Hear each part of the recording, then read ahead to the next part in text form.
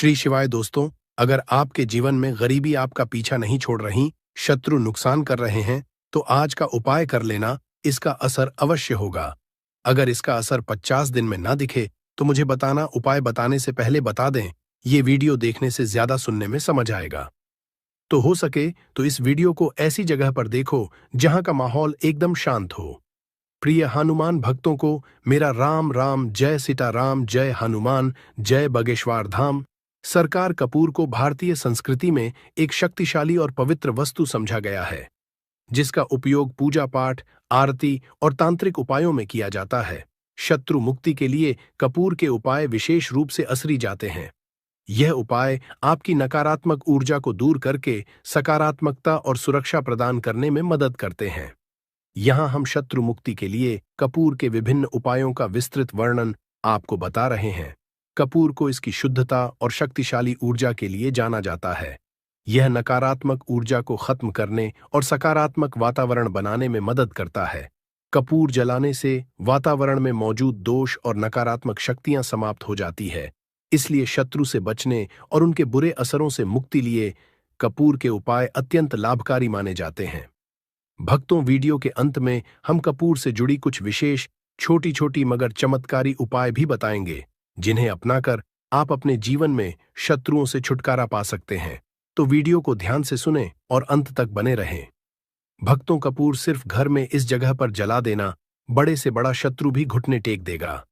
तो कपूर से कैसे आपको अपने दुश्मनों से, अपने शत्रुओं से छुटकारा मिलेगा, आज की वीडियो में हम आपको बताने वाले हैं। और कपूर का यह उपाय ऐसा है, बिल्कुल से आपके शत्रुओं को आपसे दूर कर देगा और आपका शत्रु आपका बाल भी बांका नहीं कर पाएगा। शत्रु चाहे 1 है, 10 है, 1000 है, लाख है, कितने भी आपके शत्रु है, लाखों हजारों शत्रु भी आपका कुछ नहीं बिगाड़ पाते हैं। जब कपूर का यह उपाय आप करते हैं, तो आज का वीडियो बहुत खास है, विशेषकर उन लोगों के लिए जो शत्रुओं से छुटकारा पाना चाहते हैं, या जिन लोगों को शत्रुओं ने बहुत परेशान करके रखा है। हर समय शत्रु कुछ ना कुछ ऐसा करते रहते हैं कि आपके घर में धन की हो रही है, आपके घर में दुर्घटनाएं हो रही हैं, आपके जीवन में बड़े बड़े दुख और कष्ट आ रहे हैं और आप नहीं समझ पा रहे हैं। आपको नहीं पता है कि कैसे इन शत्रुओं से छुटकारा पाना है और कैसे इन्हें अपने जीवन से दूर करना है। तो शत्रुओं को परास्त करने का इससे उत्तम उपाय आपको नहीं मिलेगा। यह उपाय ऐसा है जो शत्रुओं को बिल्कुल से आपके जीवन से दूर करता है और आपके शत्रु पूरी तरह से शांत हो जाते हैं।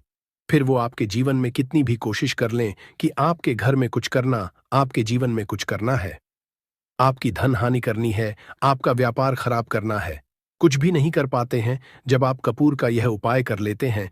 अब बहुत सारे लोग हैं जिन्हें पता भी नहीं होता है कि उनके शत्रु उनकी पीठ पीछे क्या क्या कर रहे हैं। देखिए, एक तो सामने से जो व्यक्ति शत्रु होता है, वो शत्रु शायद इतने खतरनाक नहीं होते हैं, लेकिन जो पीठ पीछे आपके शत्रु होते हैं, जो पीठ पीछे आपके बारे में बुरा सोचते हैं, चाहते हैं कि आपके घर में धन हानि हो, आपका काम चले, आप अपने जीवन में पीछे रहे, तो ऐसे शत्रु जो होते हैं, ये सबसे ज्यादा खतरनाक होते हैं। मतलब इनसे बचकर रहने की आपको हमेशा जरूरत होती है। तो देखिए, यह जो शत्रु हैं, ये हमेशा कुछ ना कुछ ऐसा करते रहते हैं, कुछ ना कुछ अपने दिमाग में ऐसा सोचते रहते हैं, जिससे कि आपको नजर लगती है, आपके धन को नजर लगती है और घर में धन की बर्बादी होना फिर शुरू हो जाती है। और जिस घर में शत्रु परेशान करते हैं या शत्रु कुछ ना कुछ करते हैं, उस घर में आपको बीमारियां बहुत आसान मिल जाएंगी। उस घर में धन हानि बहुत आसानी से आपको देखने को मिलेगी। तो हमेशा आपको अपने शत्रुओं को दूर करने के लिए उपाय जरूर करना चाहिए। तो आज का समय ऐसा है जिस समय में आपको बहुत आसानी से किसी न किसी व्यक्ति के शत्रु मिल जाएंगे। जो व्यक्ति अपने जीवन में आगे बढ़ रहा होगा, पैसा कमा रहा होगा, सफलता जिसे मिल रही है, उसके 1 नहीं 1000 शत्रु बन जाते हैं। क्योंकि यह कलयुग है और आज के समय पर आपसे जलने वालों की संख्या बहुत अधिक होती है। इसीलिए आपको हमेशा अपने जो है उनसे बचकर रहने की जरूरत होती है। और कुछ ऐसे उपाय हैं जिन्हें आप कर लेते हैं, तो ऐसा समझ लीजिए कि शत्रु कितने भी ताकतवर क्यों ना हो, आपका कुछ नहीं बिगाड़ पाते हैं।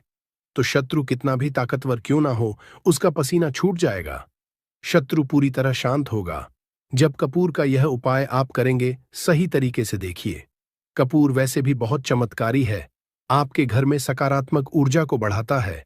भूत प्रेत, नेगेटिव एनर्जी, इन सारी चीजों को आपके घर से दूर करता है और जिस घर में जलाया जाता है वहां पर हमेशा धन की वर्षा होती है। वहां पर हमेशा धन की देवी मां लक्ष्मी वास करती है। तो कपूर के उपाय आपको नजर दोष से भी बचाएंगे, आपके शत्रुओं को शांत करेंगे, शत्रुओं से मुक्ति दिलाएंगे और 1000 शत्रु भी आपका बाल भी बांका नहीं कर सकते जब आप कपूर का यह छोटा सा उपाय कर लेते हैं। अब देखिए, अगर आप भी अपने जीवन में लगातार धन को पैसे को लेकर परेशान हैं, आपके धन के सारे रास्ते जीवन में बंद होते जा रहे हैं, घर में कहीं से भी पैसा नहीं आ रहा है और जो पैसा है वह आपका दवाइयों में जा रहा है, दुर्घटनाओं में जा रहा है, या धन की कमी इतनी ज्यादा आपके घर में आ गई है कि कर्जा तक आपको लोगों से उधार लेना पड़ रहा है, तो बिल्कुल से आप कपूर का यह उपाय करें, क्योंकि यह एक ऐसा चमत्कारी उपाय है जो रातों रात आपके जीवन के सारे कष्टों को, सारे दुखों को दूर कर देगा। तो छोटा सा कपूर आपके भाग्य में वृद्धि करेगा, शत्रुओं से छुटकारा दिलाएगा और धन हानि भी आपके घर में पूरी तरह से रुक जाएगी। मतलब कभी भी पैसे को लेकर आप परेशान नहीं रहेंगे। जो लोग अपने घर की बुरी शक्तियों से परेशान हैं, क्योंकि बहुत सारे लोग ऐसे होते हैं जिनके घर में कहीं ना कहीं बुरी शक्तियां, नेगेटिव एनर्जी, नजर दोष जैसी चीजें बहुत ज्यादा होती हैं, जिसकी वजह से उनके घर के सदस्य बीमार रहते हैं या उनके घर में दुर्घटनाएं बहुत होती हैं, घर में क्लेश बहुत होता है और धन की हानि भी घर में होती रहती है। तो कपूर अपने घर में, जलाइन कपूर जो है, ये बहुत सकारात्मक ऊर्जा लिए होता है। इसके अंदर बहुत ज्यादा सकारात्मक ऊर्जा होती है और बुरी शक्तियों को तुरंत आपके घर से निकाल देता है। तो वीडियो में आगे बड़े उपाय की बात करें उससे पहले जो लोग बालाजी महाराज के सच्चे भक्त हैं, वह सबसे पहले तो वीडियो को लाइक करके चैनल को सब्सक्राइब कर लें, क्योंकि उन्हीं की कृपा से यह वीडियो आप तक पहुंची है। दूसरी चीज की कमेंट सेक्शन में जयकारा जरूर लगा दें, पूरी सच्ची श्रद्धा से जय बालाजी महाराज लिख दें, जिससे बालाजी महाराज जल्दी से जल्दी आपकी मनोकामना को पूरा कर दें और आपके सारे कष्टों को हर लें। तो चलिए अब बात कर लेते हैं उपाय कैसे कपूर आपको शत्रुओं से छुटकारा दिलाएगा। और कपूर जब आप अपने घर में जलाते हैं तो एक सुरक्षा कवच आपके घर में बना रहता है, जिसके बाद कोई भी बुरी शक्ति न तो घर में घुस पाती है और अगर घर में होती भी है तो घर से तुरंत बाहर निकलती है। दूसरी चीज, नजर अगर किसी को लगी है तो वह नजर दूर हो जाती है और कभी किसी को नजर लगती नहीं है। जब आप कपूर अपने घर में जलाते हैं तो छोटा सा दिखने वाला कपूर आपके जीवन के बड़े बड़े कष्टों को, बड़े बड़े दुखों को दूर कर देता है। शत्रुओं की संख्या चाहे कितनी भी हो, चाहे एक शत्रु है, 1000 शत्रु है, वो भी आपसे दूर हो जाते हैं। आपको उन सारे शत्रुओं से छुटकारा दिलाता है ये छोटा सा कपूर। इसी के साथ जो लोग चाहते हैं कि मां लक्ष्मी की कृपा घर पर बरसती रहे, हमेशा घर में पैसा धन आता रहे, बैंक बैलेंस बढ़ता रहे, तिजोरी धन से भरी रहे, वो लोग कपूर जरूर अपने घर में जलाएं। तो जब भी आप अपने घर में कपूर जलाते हैं, साथ ही साथ लौंग जला देते हैं, तो आपके घर में अष्टलक्ष्मी वास करती है, मां लक्ष्मी की कृपा घर पर हमेशा बरसती है। जो लोग अपने घर में लौंग और कपूर जलाते हैं, इसका धुआं अपने घर में करते हैं, तो लौंग और कपूर जलाने का एक फायदा और है कि जब भी आप लौंग और कपूर अपने घर में जलाते हैं, यह धन को खींचने का काम करता है और सारी जितनी भी नेगेटिव एनर्जी है, बुरी शक्तियां होती है, इन्हें आपके घर से तुरंत दूर करता है।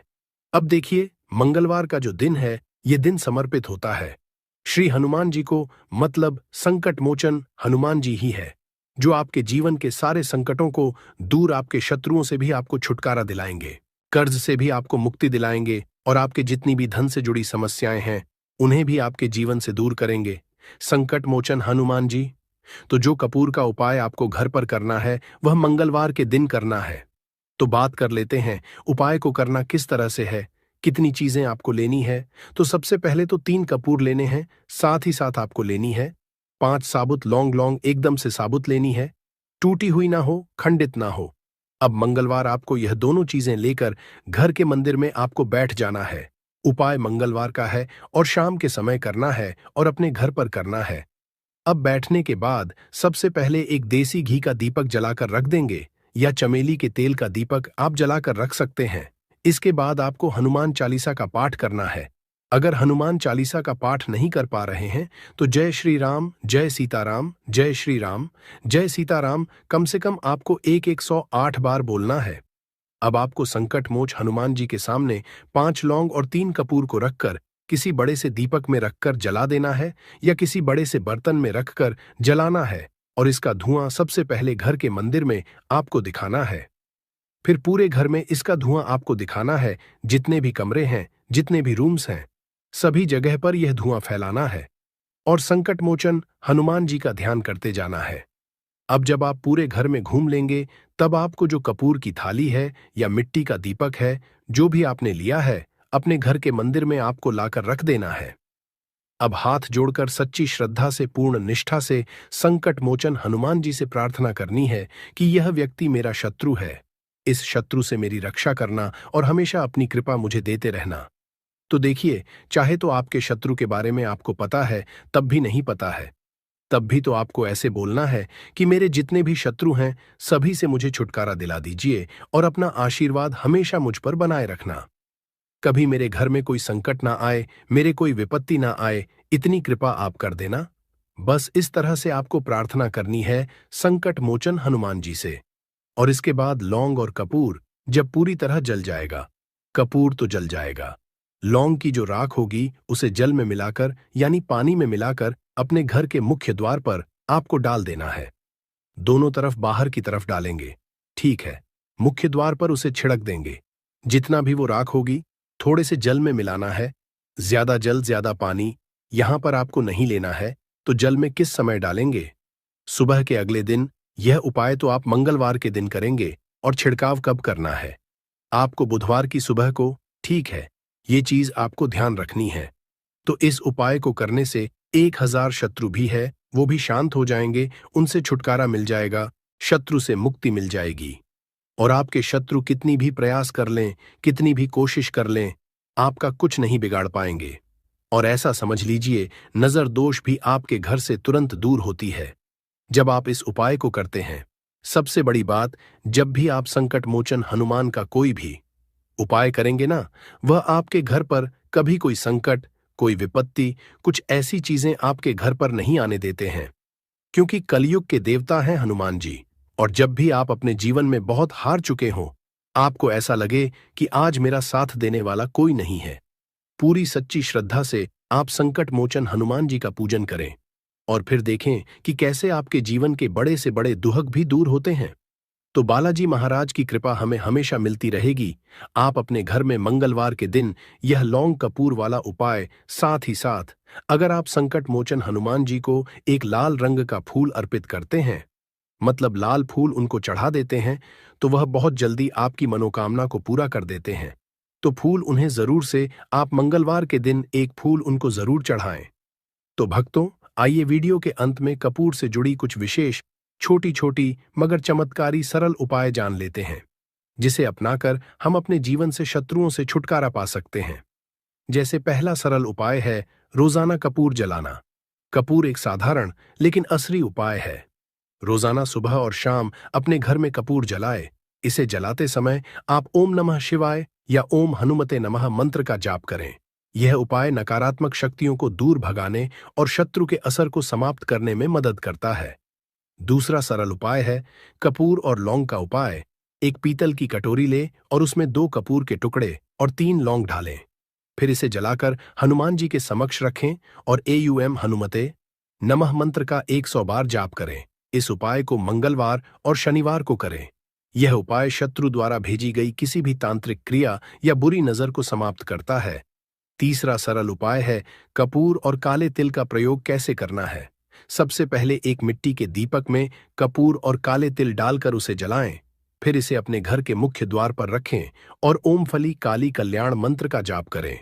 यह उपाय शत्रुओं के बुरे इरादों को निष्क्रिय कर देता है और आपको सुरक्षा प्रदान करता है। चौथा सरल उपाय है कपूर और फिटकरी का उपाय कैसे करना है।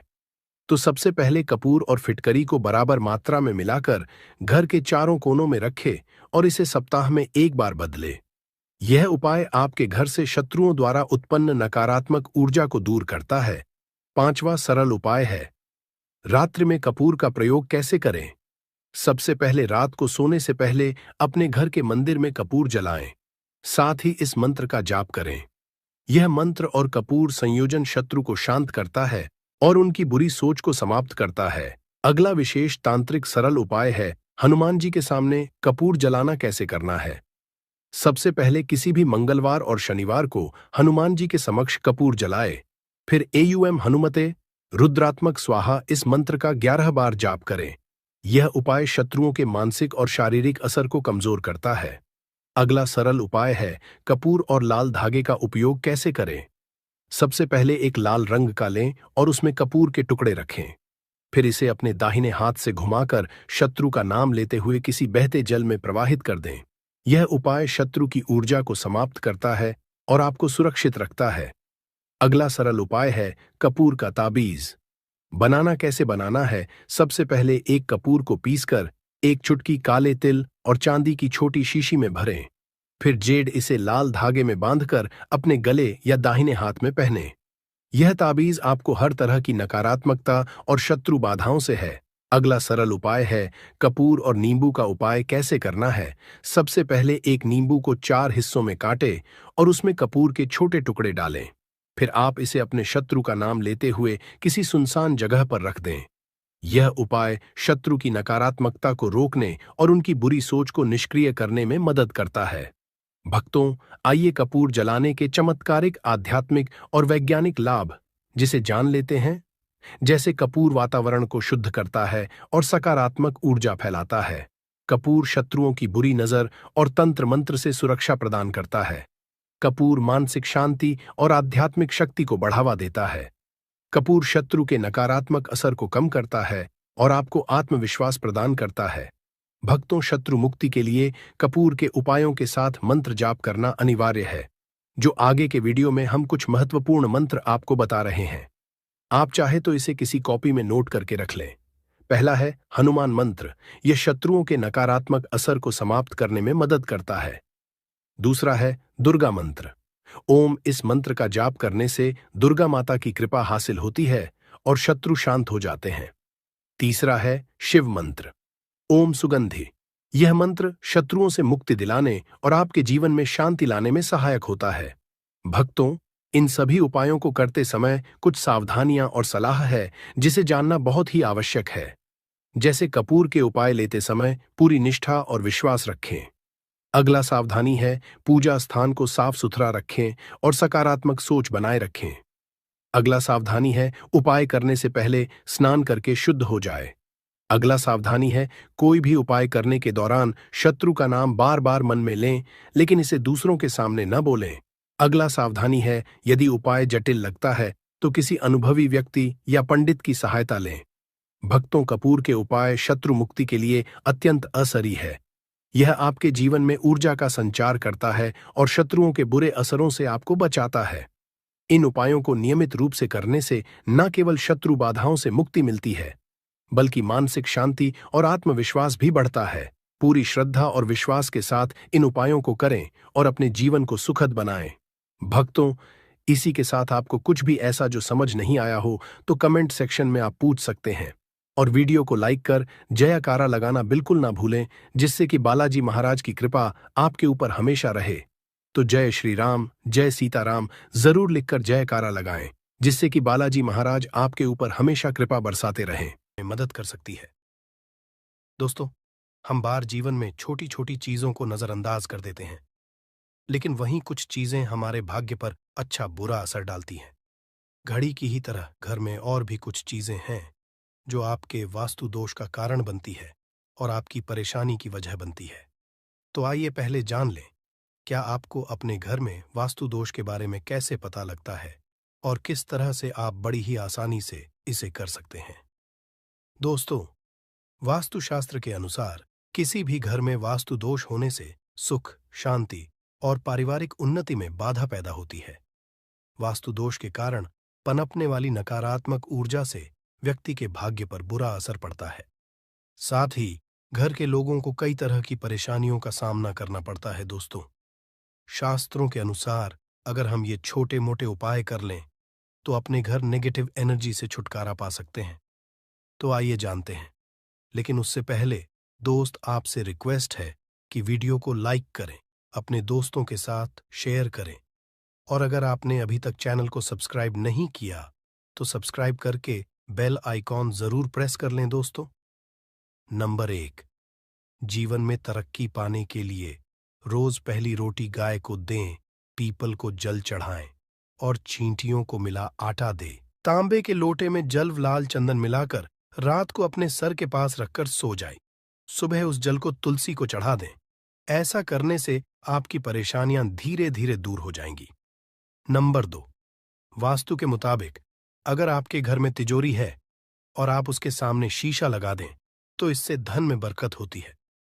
व्यापारी लोग अपने कैश बॉक्स के सामने शीशा लगाएं, इससे आपके ग्राहक बढ़ेंगे दोस्तों। 3, झाड़ू पोछा कभी भी खुले में नहीं रखना चाहिए, इन्हें हमेशा छिपाकर रखना चाहिए और झाड़ू कभी भी रसोई में नहीं रखनी चाहिए। नंबर 4, शौचालय का दरवाजा हमेशा बंद होना चाहिए। माना जाता है कि घर की नकारात्मक ऊर्जा शौचालय में ही बात करती है। ऐसे में अगर शौचालय का दरवाजा खुला रहता है तो नकारात्मक ऊर्जा आपके घर में प्रवेश करती है। नंबर घर में सुख शांति के लिए कपूर को घी में डूबाकर सुबह शाम जलाना चाहिए। इससे घर में वास्तु दोष भी कम होता है और रह रहे सदस्यों के जीवन की परेशानियां दूर होती हैं। दोस्तों, नंबर 6, दुर्घटना से बचने के लिए शाम को हनुमान चालीसा के बाद कपूर जरूर जलाना चाहिए। नंबर 7, घर में जिस जगह वास्तु दोष हो वहां कपूर की 2 टीकियां रखें। खत्म हो जाने के बाद वहां दोबारा इसे रखें। नंबर 8, अस्त के बाद कभी भी किसी को दूध, दही या प्याज नहीं देना चाहिए, यह भाग्य में बाधक भी बन सकता है। नंबर 9, घर के मुख्य द्वार पर कूड़ादान कभी भी न रखें। नंबर 10, घर में टूटा हुआ शीशा कभी भी नहीं होना चाहिए। नंबर 11, अच्छे भाग्य के लिए सुबह नहाते समय पानी में थोड़ा सा कपूर का तेल मिलाएं। शनिवार को चमेली का तेल भी मिला सकते हैं। नंबर 12, लक्ष्मी की कृपा पाने के लिए रोज रात को रसोई अच्छी तरह से साफ करके चांदी की कटोरी में कपूर और लौंग जलाएं। यह प्रक्रिया रोज की जाए तो घर में बरकत बनी रहती है और मां लक्ष्मी जल्द ही ऐसे घर से आकर्षित होती है। ऐसे घरों से नकारात्मकता हमेशा दूर रहती है। दोस्तों, नंबर 13, घर के सोने वाले कमरे में पौधे नहीं लगानी चाहिए, इससे आपके ऊपर नकारात्मक असर हावी हो सकता है। नंबर 14, घर में पौधे लगाते समय पानी में सेंधा नमक डालें। सादे नमक का भी आप उपयोग कर सकते हैं, लेकिन दोस्तों ज्यादा फलदायी होता है। आपको शुभ फल जल्द ही हासिल होंगे। दोस्तों, घड़ी की सही दिशा आपके जीवन को भी सही रास्ता दिखाने में मदद कर सकती है। इसके अलावा कैलेंडर को किस जगह लगाना चाहिए और किस जगह पर नहीं, ये भी हम जानेंगे। सबसे पहली बात जिसकी हम बात करेंगे वो है दोस्तों घड़ी का आकार, यानी घड़ी की शेख। दोस्तों, शास्त्र के अनुसार गोलाकार की घड़ी या अंडाकार घड़ी सबसे उत्तम मानी जाती है, पर आजकल देखा जा रहा है कि बाजार में कई तरह की घड़ियां मौजूद हैं जिसमें घर के सदस्य या भगवान की तस्वीरें और फोटो भी लगी होती है। लेकिन दोस्तों, आपको बता दें कि घड़ी के साथ तस्वीरें लगाना बिल्कुल भी सही नहीं है। इससे आपके घर के सदस्यों के जीवन पर समय का असर देखने को मिल सकता है।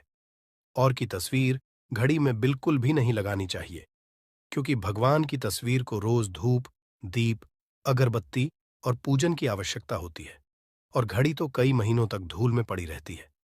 इससे भगवान का अपमान होता है और यह शुभ नहीं माना जाता। हो सके तो घड़ी का आकार गोल और अंडाकार ही पसंद है। घड़ी का गोल या अंडाकार बोना हमारी पृथ्वी के आकार को दर्शाता है। जो को और घड़ी में नुकीले कौन होते हैं और वास्तु के अनुसार नुकीली चीजें नकारात्मक ऊर्जा का संचार करती हैं।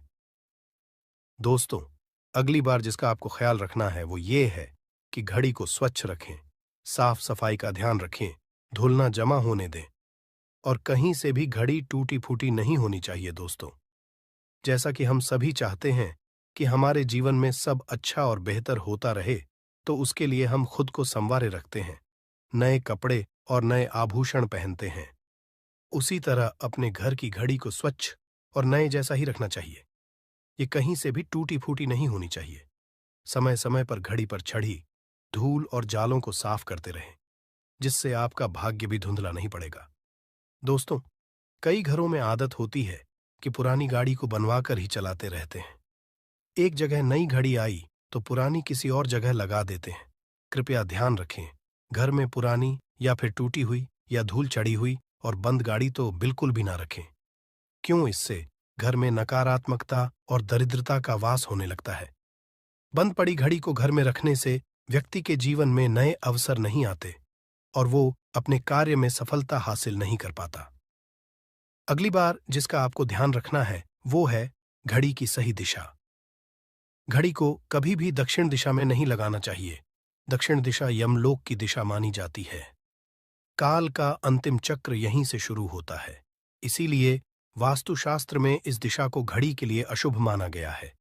घर में घड़ी को उत्तर दिशा, पूर्व दिशा या पश्चिम दिशा में आप लगा सकते हैं, लेकिन ध्यान रखें कि घड़ी को कभी भी मुख्य द्वार, कमरे के दरवाजे या आने जाने के लिए उपयोग किए जाने वाले दरवाजे के ऊपर कभी भी नहीं लगाना चाहिए। इससे समय का असर आपके आने जाने की गति और दिनचर्या पर पड़ सकता है। दोस्तों, घड़ी के साथ कैलेंडर का भी ध्यान रखें। जहां घड़ी समय का चिन्ह है, तो वहीं कैलेंडर उससे जुड़ी तारीखों का लेखा जोखा बताता है।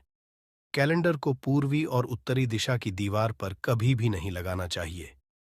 ये इससे वास्तुदोष उत्पन्न होता है।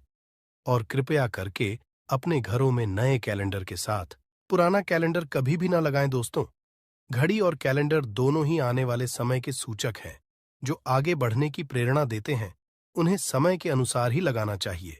इस बात का हमेशा ध्यान रखें कि घड़ी का समय हमेशा सही होना चाहिए। बहुत से लोगों की आदत होती है घड़ी का समय आगे या पीछे रखते हैं, तो ये गलती आप ना करें। समय हमेशा सही रखें। इससे आपको कभी भी समय का कालचक्र और दुष्ट परिणाम हासिल नहीं होता। ये छोटा सा आप जरूर करके देखिए। दोस्तों, छोटी छोटी बातें हैं जिनका आपको ध्यान रखना है। दोस्तों, रखी हुई घड़ी और पुराना कैलेंडर आपके भाग्य को भी रुकावटों से भर देता है। इसीलिए वक्त के साथ आगे बढ़ते रहने के लिए घड़ी और कैलेंडर को बदलते रहिए और कैलेंडर को कभी भी अपने सोने के कमरे में ना लगाएं, ना ही इसे कभी मुख्य द्वार पर टांगे। ये शुभ नहीं माना जाता। पुरानी घड़ी को दान में देना शुभ माना जाता है। इससे आपके जीवन से बुरा समय निकल जाता है। इसीलिए अगर आपके घर में कोई पुरानी घड़ी है जो टूटी फूटी ना हो और खराब ना हो, तो वो आप किसी जरूरतमंद को दान में जरूर दें। दोस्तों, हमारे हिंदू संस्कृति में प्रत्येक घर में प्रतिदिन पूजा पाठ करने की परंपरा है और इसके लिए सभी अपने घरों में अपने आराध्य का छोटा सा ही क्यों ना हो, परंतु एक मंदिर अवश्य ही बनाते हैं। नियमित पूजा पाठ करने से न सिर्फ मानसिक शांति मिलती है, बल्कि पूरे घर में सकारात्मक ऊर्जा भी व्याप्त हो जाती है। परंतु यह बात भी सच है कि पूजा पाठ करने के कुछ नियम भी होते हैं, जिन्हें यदि हम कर देते हैं तो हमें हमारी पूजा का पूरी तरह से फल हासिल नहीं होता। पूजा करने के नियम प्राचीन काल से ही चले आ रहे हैं, जो कि एक ठोस धरातल पर आध्यात्मिक और वैज्ञानिक दोनों ही दृष्टिकोण से ध्यान में रखकर बनाए गए हैं। इसलिए हमें इन नियमों को बिल्कुल भी अनदेखा नहीं करना चाहिए। ऐसा ही एक महत्वपूर्ण नियम है नाद, यानी कि पूजा करते समय हम जब घंटी बजाते हैं, उसे बजाने के लिए शास्त्रों कुछ नियम निर्धारित किए गए हैं। शास्त्रों में देवताओं के सामने घंटी बजाने का बहुत अधिक महत्व बताया गया है, जिसे हम इस कृष्ण श्लोक के द्वारा समझ सकते हैं।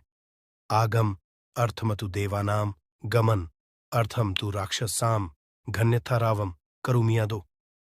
देवता आह्वान चरण, इसका अर्थ है कि घंटी बजाने से देवताओं का आगमन और राक्षसों का गुमान होता है, और जो घंटियां राक्षसों से हमारी रक्षा करती है उसे हमारा नमन है।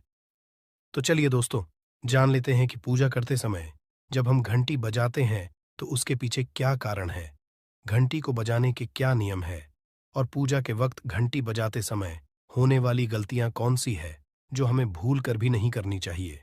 दोस्तों, क्या आपने कभी अपने घर के मंदिर में रखी हुई घंटी को ध्यान से देखा है? अगर आप ध्यान से देखेंगे तो आपको घंटी के ऊपरी हिस्से पर, यानी जहां से हम इसे पकड़ते हैं, उस पर गरुड़ बना हुआ देता है। अंततः घर पर जो हम घंटी इस्तेमाल करते हैं उसे गरुड़ घंटी कहा जाता है। पूजा करते समय गरुड़ घंटी का उपयोग भगवान को आमंत्रित करने, अर्थात भगवान का आवाहन करने के लिए किया जाता है, जिससे एक सुंदर ध्वनि से भगवान का आवाहन करने का आभास होता है। जब हम विधि विधान से पूजा करते हैं तो उसमें घंटी का उपयोग अवश्य रूप से करते हैं। पूजा संपन्न होने पर आरती करते विशेष रूप से नाद होना चाहिए, नहीं तो हमारी पूजा आदि अधूरी मानी जाती है। परंतु हम में से अधिकांश लोग इसे मात्र एक सामान्य प्रक्रिया मानते हैं और पूजा करते समय घंटी बजाना भूल जाते हैं। तो आइए जानते हैं उन नियमों के बारे में। मतलब आज की वीडियो पूरी तरह से आपके प्रश्नों पर आधारित है, जिनका उत्तर मैं आपको शास्त्रों के अनुसार देने का पूरा प्रयास करूंगा। तो वीडियो को पूरा जरूर देखें और अगर आपको आज की वीडियो अच्छी लगे तो इसे लाइक जरूर कीजिए। जय मां लक्ष्मी आपके इस वीडियो को जो भी लाइक और चैनल को सब्सक्राइब करें उसके जीवन में कभी भी धन की कमी ना होने देना। दोस्तों, हमारे प्राचीन शास्त्र की मान्यता है कि सृष्टि के निर्माण के समय सबसे पहले जो बड़ी सी ध्वनि निकली थी वह घंटी की आवाज के समान सुनाई दी थी। घंटी की ध्वनि में ओमकार नाथ का भी आभास होता है, इसलिए घंटी को ईश्वर की आवाज मानते हुए पूजा में स्थान मिला है। इसलिए घंटी का कभी भी अपमान न करें और जिस तरह से देवी देवता की पूजा की जाती है वैसे ही घंटे की भी पूजा करनी चाहिए। दूसरी बात, घंटी को प्रणाम करके ही उसे बजाना चाहिए। बिना प्रणाम किए घंटी बजाना अच्छा नहीं समझा जाता। दोस्तों, आपने अक्सर यह महसूस किया होगा कि पूजा करते समय जैसे ही घंटी बजाई जाती है तो पूरे घर के साथ साथ संपूर्ण वातावरण शुद्ध और पवित्र सा हो जाता है और चारों ओर सकारात्मकता फैल जाती है। परंतु यदि हम नियमों को नजरअंदाज कर देते हैं तो हमें इसका संपूर्ण फल नहीं मिल पाता है। दोस्तों, अधिकतर लोग पूजा संपन्न होने पर सिर्फ आरती के समय ही घंटी बजाते हैं, परंतु यह भी ध्यान रखें कि भगवान को जल अर्पण करते समय, धूप दीप लगाते समय, नैवेद्य अर्पण करते समय नाद करना चाहिए। ऐसा करने से हमारी पूजा संपन्न मानी जाती है। दोस्तों, घंटी बजाते समय भगवान का नाम अथवा आरती अवश्य बोलनी चाहिए। 1 या 2 मिनट ना हो, परंतु प्रतिदिन सुबह शाम घर में घंटी अवश्य बजानी चाहिए। यदि आपको अपने घर में या अपने आप में नकारात्मकता महसूस हो तो आप थोड़ी देर के लिए भगवान के सामने घंटी अवश्य बजाए, सारी नकारात्मकता नष्ट हो जाएगी। दोस्तों, पूजा घर में शनि महाराज एकांत, विरह, उदासीनता और वैराग्य के देवता माने जाते हैं, जबकि गृहस्थी को चलाने के लिए राग, प्रेम एवं भौतिक चीजों की जरूरत होती है। इसलिए शनि की मूर्ति को घर में नहीं लाना चाहिए। दोस्तों, सबसे पहली बात, दीपक और धूप दान की। भारत की परंपरा मिट्टी से जुड़ी हुई है, इसीलिए मंदिर में पारंपरिक मिट्टी का दीपक अवश्य होना चाहिए। अगर आप मिट्टी का दीपक नहीं रख सकते हैं तो धातु के दीपक का उपयोग करें। अगर भगवान में आपकी आस्था ज्यादा हो तो आप उपला रखकर गुड़ और घी का धूप भी दे सकते हैं। ऐसा करने से घर में सुख शांति बनी रहती है। दूसरी चीज, घर के मंदिर में स्वास्तिक अवश्य होना चाहिए। या तो आप इसे बना लें, क्योंकि स्वस्तिक आपके घर की शक्ति, सौभाग्य, समृद्धि और शुभता का प्रतीक समझा जाता है। यही मुख्य कारण है कि कोई भी शुभ कार्य करने से पहले स्वस्तिक का चिन्ह अवश्य बनाया जाता है। तीसरी चीज है कलश। भगवान श्री कृष्ण कहते हैं, कलश सुख और समृद्धि का प्रतीक है। अपने मंदिर में रोली कुमकुम से स्वस्तिक बनाकर उस पर मंगल कलश अवश्य रखें। ऐसा करने से घर में सदैव समृद्धि बनी रहती है और की हासिली होती है।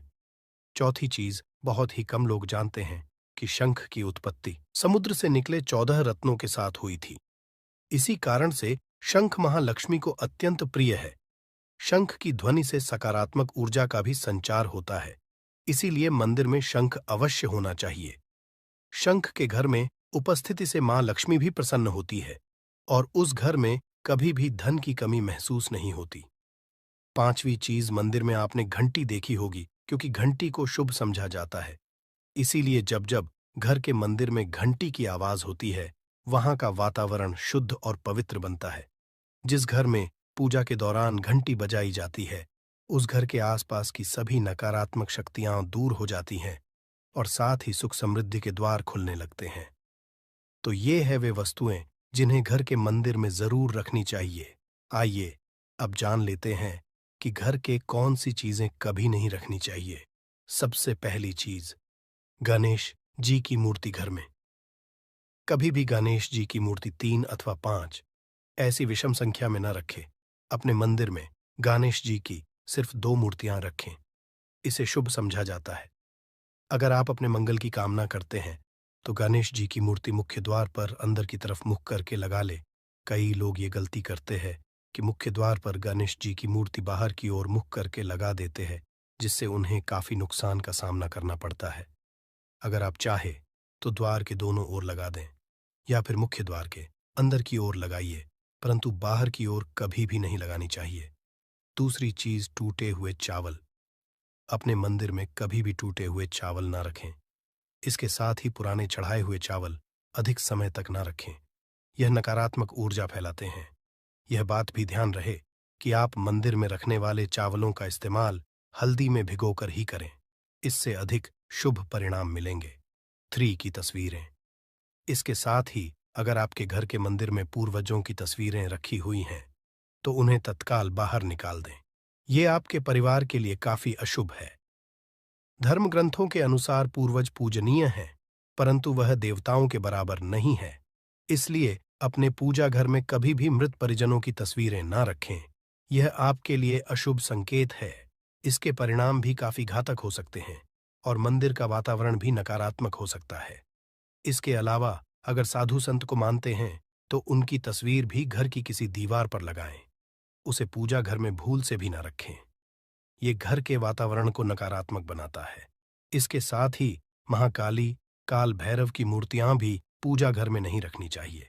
और हाँ दोस्तों, ध्यान रहे कि मां लक्ष्मी के खड़े स्वरूप की पूजा मत कीजिएगा, क्योंकि मां लक्ष्मी हमेशा बैठी हुई मुद्रा में होती है। इसलिए उनके बैठे हुए स्वरूप को ही पूजना सही है। चलिए दोस्तों, अब हम आपको बताते हैं उन अति महत्वपूर्ण चीजों के बारे में जो आपके पूजा घर में होनी ही चाहिए। धर्म ग्रंथों में इन चीजों को अत्यधिक पवित्र और खुशहाली के साथ साथ समृद्धि का प्रतीक समझा गया है। ये चीजें आपको खुशियों की चौखट पर खड़ा करती हैं, इसलिए ये आपके मंदिर में होनी ही चाहिए। गंगा जल की पवित्रता के बारे में तो आप जानते ही होंगे। मां गंगा जो हर किसी के पापों को धूल देती है, लोगों को देती है। अगर आप भी अपने जीवन में सुख और शांति कायम रखना चाहते हैं तो घर के मंदिर में गंगा जल होना ही चाहिए। इसके लिए आप एक तांबे के पात्र में गंगा जल को भर कर रख सकते हैं। यह आपके परिवार में सुख शांति का प्रतीक है, जो घर की पवित्रता को भी बनाए रखता है। इसलिए कभी भी प्लास्टिक की बोतल या अपवित्र बर्तन जैसे स्टील या लोहे के बर्तनों में गंगा जल नहीं रखना चाहिए। ये अशुभ होता है। अगर आप महालक्ष्मी को प्रसन्न करना चाहते हैं तो पूजा करते समय मां लक्ष्मी को कमल का फूल चढ़ाएं। मां लक्ष्मी कमल के फूल पर ही विराजमान रहती है, तो उन्हें बेहद प्रिय होता है, क्योंकि ये कीचड़ से निकलकर भी दुनिया में खूबसूरती और पवित्रता बिखेरता है। इसलिए माता लक्ष्मी की पूजा करते समय कमल का फूल जरूर चढ़ाना चाहिए। ऐसा करने से कई गुना लाभ आपको मिलेगा दोस्तों। इस दिवाली ध्यान रहे कि दीपक से दीपक ना जलाइए। शास्त्रों के अनुसार जो व्यक्ति दीपक से दीपक जलाता है वो रोगी होता है। ऐसा करने से रोग भी परिवार में पनपते हैं। इसलिए कभी भी दीपक से दीपक नहीं जलाना चाहिए। साथ ही मंदिर में एक घी का और एक तेल का दीपक जरूर जलाइए। ये आपको समृद्धि देगा। घी का दीपक दाईं तरफ और तेल का दीपक बाईं तरफ जलाने से समृद्धि बरकरार रहती है। इसके अलावा लेकर धूप धानी गंगा जल जैसी चीजों को बाएं रखना शुभ होता है। उम्मीद है दोस्तों आप ये समझ गए होंगे कि मंदिर में क्या रखना है। दोस्तों, नींबू के उपाय आज से नहीं बल्कि हजारों साल से पहले से इस्तेमाल किए जा रहे हैं। जो उपाय आज हम आपको बताने जा रहे हैं, नींबू का इस्तेमाल करके उससे आप अपनी हर समस्या का समाधान पा सकते हैं। अगर आप ज्योतिष शास्त्र, वास्तु शास्त्र की किताबों में जाते हैं और अध्ययन करते हैं तो नींबू के ऊपर पूरे 11 अध्याय आपको जाएंगे, जिसका मतलब यह है कि नौकरी पाने के लिए नींबू का इस्तेमाल कैसे आप कर सकते हैं, अपने व्यापार को दौड़ाने के लिए कैसे नींबू का इस्तेमाल करना चाहिए, एवं अगर आपका शत्रु आपका विनाश करना चाहता है तो नींबू के उपाय को आप लोगों को कर लेना है। दोस्तों, अब हम समझते हैं इस वाले उपाय को हमें करना किस समय है। तो सबसे पहली बात दोस्तों, हम समझते हैं कि ये 3 लौंग वाला उपाय करना किसको है। तो देखिए, यहां पर सीधी सी बात है कि यह 3 लौंग वाला उपाय जो उपाय है, ये किस लिए किया जा है। ये मनोकामना को पूर्ण करने के लिए किया जा रहा है, या आपके जीवन में जो दुख और परेशानियां हैं उनको दूर करने के लिए किया जा रहा है, या आपका कोई बड़ा काम है जो कि नहीं हो पा रहा है, आप उसके लिए इस उपाय को कर सकते हो। तो सीधी सी बात यह है कि आप अपनी किसी भी तरह की मनोकामना के लिए इस वाले उपाय को कर सकते हो, तो यह उपाय वह व्यक्ति कर सकता है जिस व्यक्ति को अपनी किसी भी तरह की मनोकामना भगवान शिव जी से पूर्ण करवानी हो। और अगर कोई भी माताएं बहनें जो है अपने घर की सुख और शांति लिए घर में धन समृद्धि को बढ़ाने के लिए वाला उपाय करना चाहती है, तो घर की जो बड़ी माताएं बहनें होंगी वह इस 3 लौंग वाला उपाय को विशेष रूप से करें, क्योंकि माताएं बहनें घर की लक्ष्मी होती है, और जब घर की लक्ष्मी को